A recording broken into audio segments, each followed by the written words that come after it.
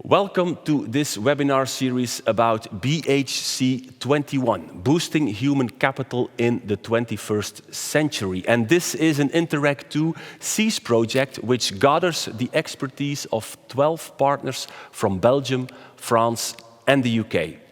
And in this part, we will discuss the key findings of those partners in regards to the focus on mentors and trainers in this project. How did we guide and help them within BHC 21? We recruited young people. We added learning technologies into the training program. We not only focused on technical skills, but also on soft skills. And now I can feel my inner Remco Evenepoel. I can see the finish line, but there is still one hurdle that needs to be tackled, and that is, it's a change program. So how did you involve mentors and trainers, and how did you make sure, Tineke, that everyone was on the same track? I think we got lucky with Bart, the instructor who was involved. It's someone who came out of industry into VDAB to train people. He was used to implement change himself, so he was very open. So I think it's very important, like I said before, to involve a trainer from the beginning, because that's the person who will be the ambassador if you need to transfer it to other trainers. That's what Bart does to this day. When he sees the other trainers together, he's like an ambassador for us to talk about the VR and the training program. So that's very important, and a very valuable lesson as well. Even if your trainer is very motivated, get him into the best conditions. Learning technologies means technology. It means something can go wrong. It means the Wi-Fi doesn't work. It means the computer is broken. It means, I don't know, it's stuck somewhere in between. It's very necessary to have an ear there with the trainer to evaluate, to go to him, does it work, doesn't it work, what doesn't work? Because otherwise, if you don't get them the best conditions, you have developed something, you have a very cool VR tool, and then he puts the VR tool into the closet, done. So if you have an ambassador, get him on board, and also, help him to have the best conditions and to keep on using it. I think that's very important. Something could go wrong with technology. How about you, Mathieu? So we faced the same question that Tineke talked about, so I won't come back on that. But in our case, the technical training was managed by Kevin Tiberi, which is a well-experienced trainer and very adaptable. So the question for us was not the training of trainers, but the training of mentors in the company. That was the key point for us, to try to redefine with them what could be their role. If you consider that introducing ILT is giving innovative learning technology, introducing this technology in the training process, it's changing the role of the mentor.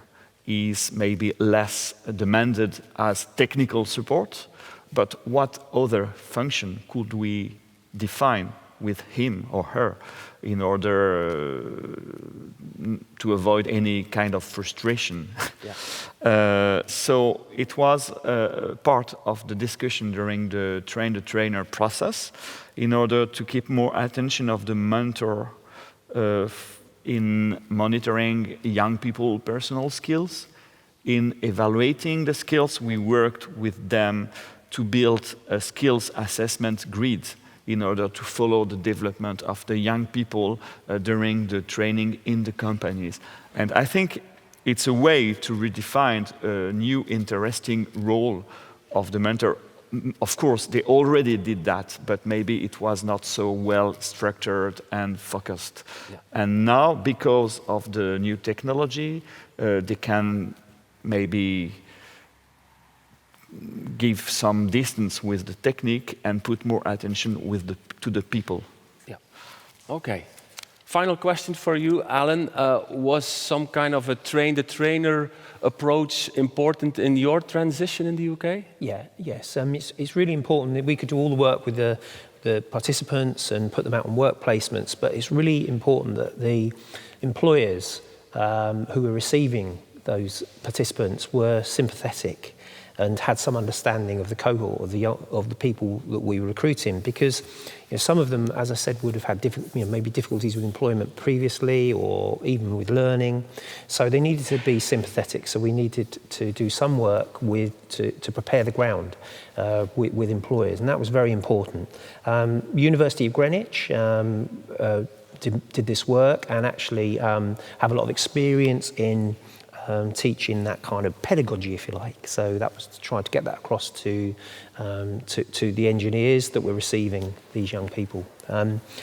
The other thing was we wanted them to understand the learning technologies we were using. So the University of Greenwich ran a couple of sort of twilight evening sessions where they had demonstration equipment, so the VR, but lots of other things as well, 7 or 8 different kinds of technology you could use. So that was helpful. I would mention that there was a real challenge with this. It was probably the biggest challenge of the programme, because you will remember this. We ran this programme during the whole time of COVID. So trying to get employer engagement was difficult. Trying to get employers to send staff out for training was hard, because they were all trying to get their order books up and recover. So it was a challenging time. So we had to make sure that the time we used was really used effectively. So we had to really be careful that if we had employers who would come out for a day to do training, that we used that time really well. So that was very important. So, but it was a challenge, but it was a valuable and important part of the programme. You must prepare the ground, because otherwise it wouldn't work. So yes, it's very important.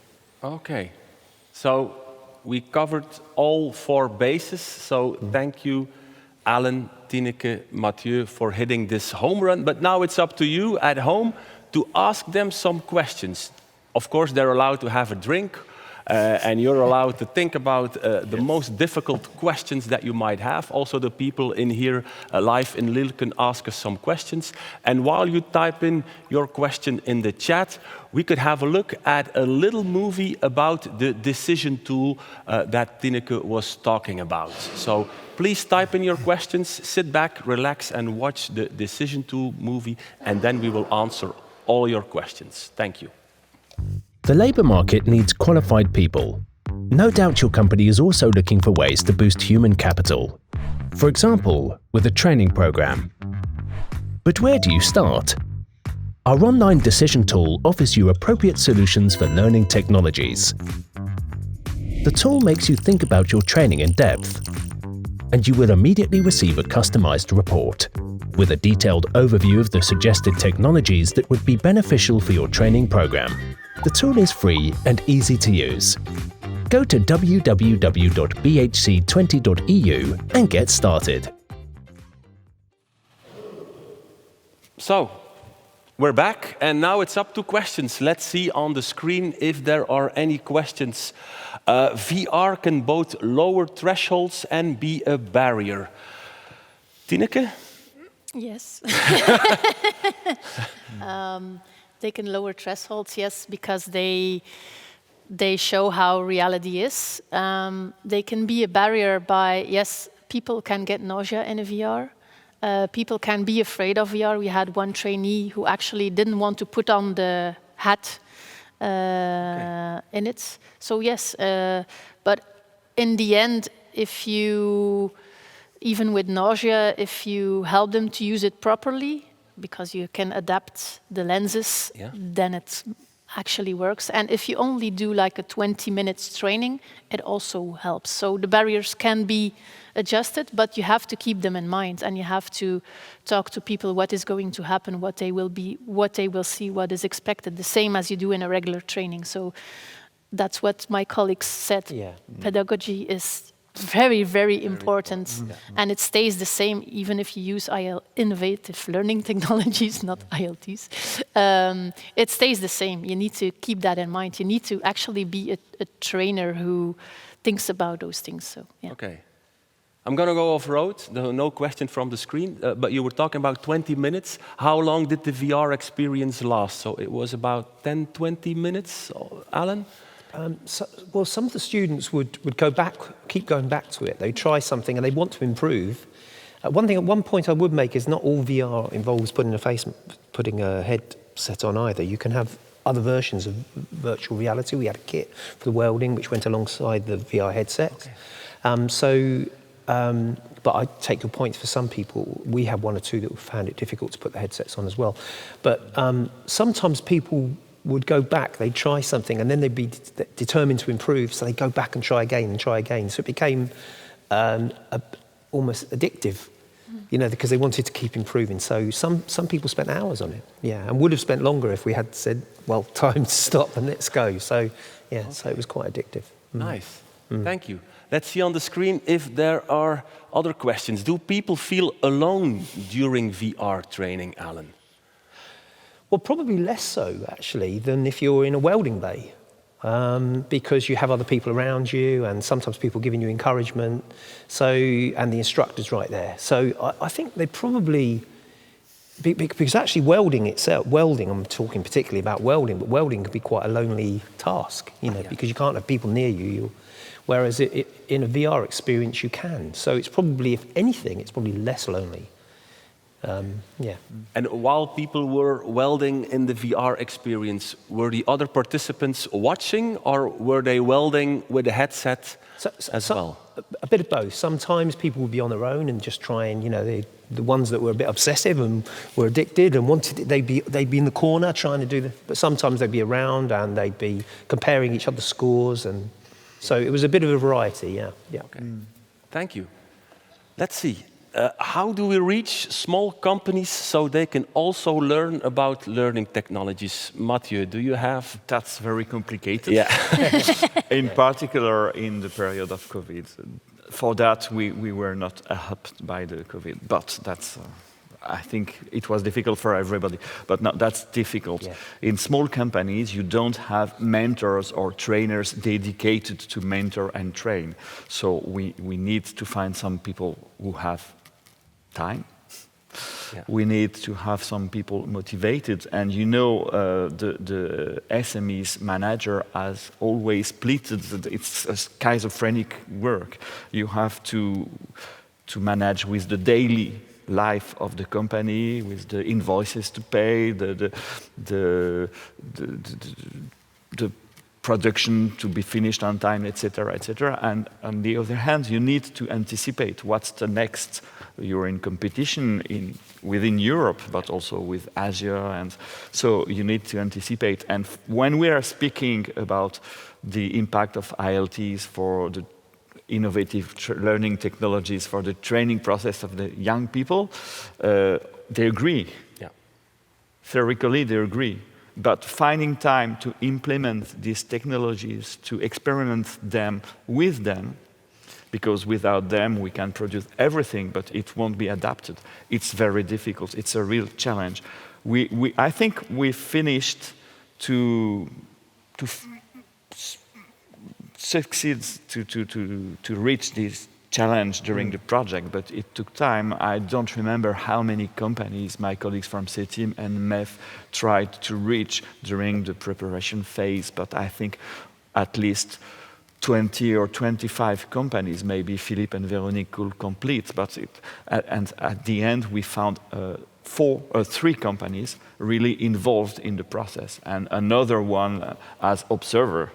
But it's difficult. Okay, but I can imagine that smaller companies see VR and simulations and they see, we don't have budgets to create something like that. But you were talking about a decision tool. I guess there are other learning technologies that might be fascinating. There are other learning technologies that are fascinated. For VDAB, we choose VR to develop, and it's on the same machinery they use in food industry. So companies actually can use our program we developed if they want. That's one.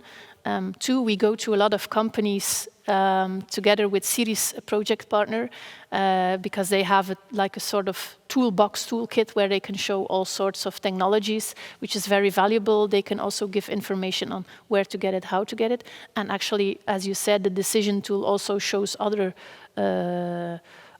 possibilities. An e-learning can be a perfect possibility. There are some companies who have developed gamification who is available for everybody. You just have to buy a registration and that's it. So there are a lot of possibilities, only you have to know how to find them, and that's our work. What we do and still are doing to this day is go to companies, explain for their company what they can use, how it goes, and the decision tool is also always something we take with us, and that's why the question of the budget actually and the time of developing is in the decision tool. And that is why such projects and support are so useful, because we could take the risk that individual SMEs never would have taken. Innovation is a challenge, a chance, etc., blah, blah, blah, but it's also a risk for a small company. So with public money, with the Interreg money, we had the chance to test and to take the risk on behalf of the potential users and to show, to prove that it could work. So I mentioned that we had a couple of demonstration sessions for companies in the evenings, and they went for the companies that turned up. They were very engaged, and they quite enjoyed seeing the different technologies. I think the next step we're looking at, I know that the University of Greenwich are looking at having a permanent base, which has these new learning technologies that companies can come in and have a look at in their own time. And so I think that's something we're considering developing. And the third thing I've mentioned is that we have, a lot of this kit is quite portable. So it would be possible in future to take it out to companies. I mean, even some of for instance, the VR welding kits, you can take out to companies and they could try them with their staff or with instructors.